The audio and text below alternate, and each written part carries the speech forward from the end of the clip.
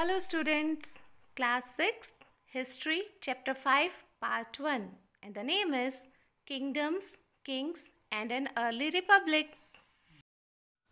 Students, in civics you must heard about the term government. Do you? Yes, and with this term government you also heard about another term, that is elections. Now, what is the relation between these?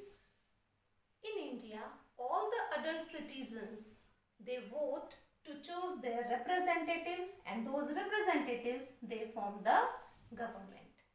Now this term, which is in the heading of this chapter, like kingdoms, kings and an early republic. This republic denotes the government means the country which is governed by the elected representatives. That is known as republic. In India, we have the system that the representatives, they are chosen by the people who are 18 years or above 18 years. They cast the vote. That system is known as election, and through the election, we choose our government. Now come to our chapter of history, that how the kings, they were chosen in the past. What was the system at that time? So in previous chapter, we read a word. Do you remember this word? Jana. What is the meaning of this word Jana? Jana means people. And at that time, the people, they did not cast the vote like today's. They did not go there to cast the vote like EVMs and all these things. What happened at that time? All the people, they gathered at a place and they discuss the skill of the candidates. When they find that this person is a great warrior, this person has skill of leadership, they chose him as their representatives. So this was the system that was also similar to the republic. Quite similar to the republic, means people, they gathered at a place and they chose their representatives. Now, what happened 3000 years ago? So let's come back to the past, because the system which we are discussing here, the government and the elections, EVM, this system is in use hardly for 50 to 70 years. We are using it for last 50 to 70 years. But what happened 3000 years ago? At that time, what was the system to choose the government? 3000 years back, when the king want to get the acceptance in surrounding area, they performed many sacrifices. I hope you have heard about these sacrifices. They may be of many types. And whenever you see Ramayana and Mahabharata on TV in these days, you heard the word rituals. And one of such ritual was Ashwamedha. Ashwamedha. Students, in this, the Ashwa means horse. So what happened in this ritual? A horse was loose to let wander freely, and it was guarded by the soldiers of the king. That horse just wandered and moved to the territory of another king. Suppose the territory of another king, if they welcome the horse politely, it means they are accepting that yes, the king who is performing Ashwamedha is more powerful than them. In such way, the horse just wandered in all the nearby areas for many months. And in this way, when that horse came back, the kings who just accepted the supremacy of this Ashwamedha king, they were invited. The person who performed Ashwamedha, he invited all the subordinate kings, and at that time they performed a yajna. And that was the indication, yes, that the person who performed Ashwamedha is superior in nearby areas and he was accepted as the king. And suppose those who were not accepted, that they had to have a battle with the king.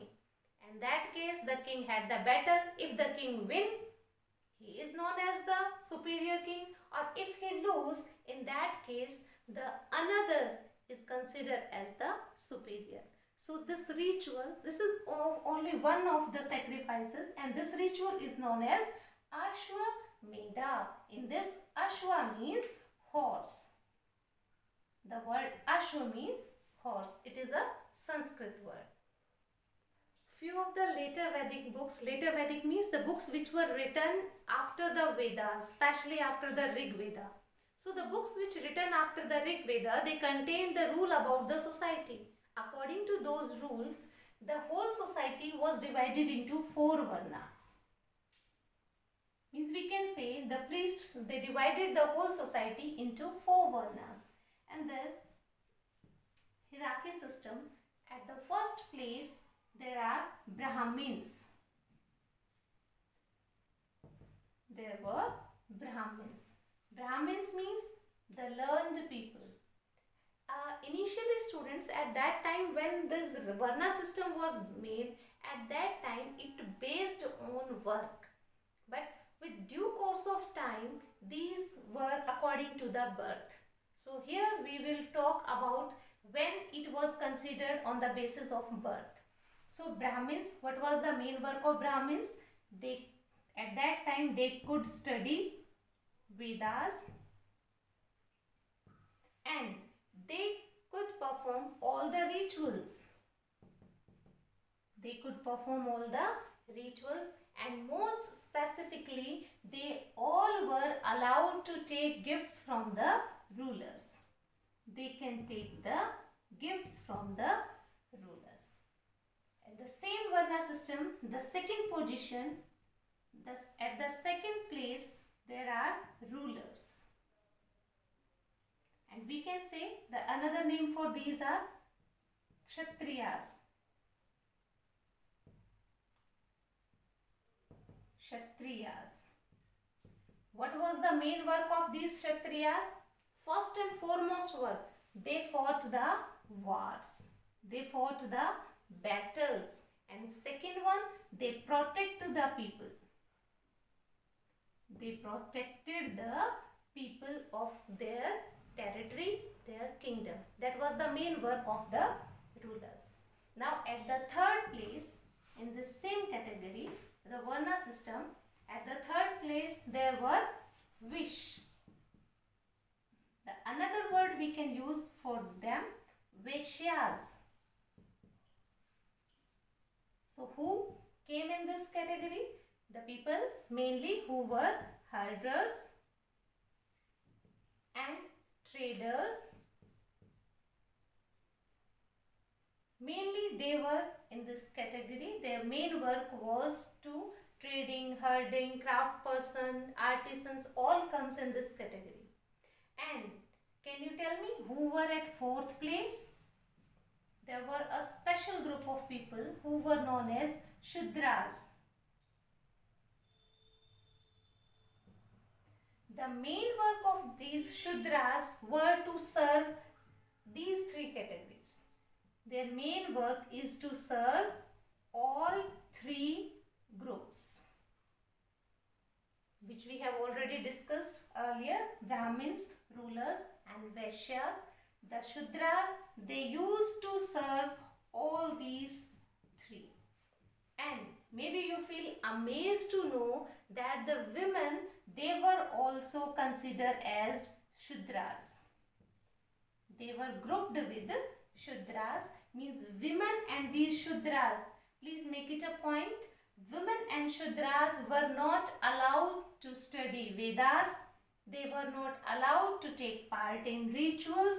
They were not allowed to visit the temples and all these things. Means before 3000 years ago, the Shudras, according to this Varna system, Shudras and women were grouped together and they were not allowed to study Vedas and do the religious rituals.